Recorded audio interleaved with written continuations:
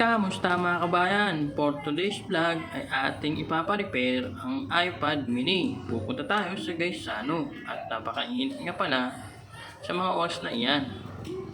Diyan na kami maghihintay ng tricycle.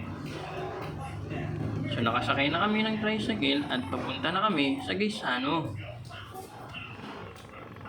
At eto, malapit na kami sa Gaisano at nakita ko ang logo.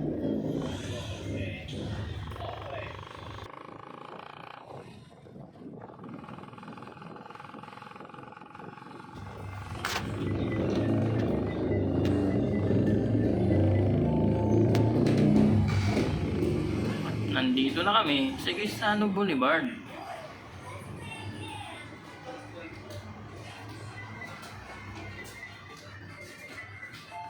Ito ang itsura ng Gaisano Boulevard dito sa Capiz. At ito, paakyat na kami kasi doon yung kakilala kong technician. Ayun nga pala ang Jollibee. So ayun din ang handyman nasa second floor din. At ayan, papunta na kami sa technician. So ayan ang mga display ng mga taga Gaisano. Nasa gitna na ang kanilang display. Buti naman at maliwanag naman dito sa second floor dahil nung nakapwesto ako rito, medyo madilim pa. Ngayon, inayos nila dahil marami nang umaalis na kanilang tenant.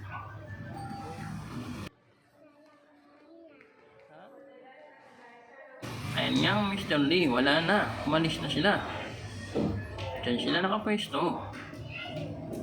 At ang toys, wala na rin, umalis din sila. At ang bench dito, umalis na rin sila. At ayun nga pala, yung malaking electric pan nila. So buti ang paint shop, nandyan pa rin. So ayan, meron din silang mga ibang naka-display. So ayan, nakapunta na ako sa technician at kailangan palitan ng LCD ang aming iPad. Thank you for watching!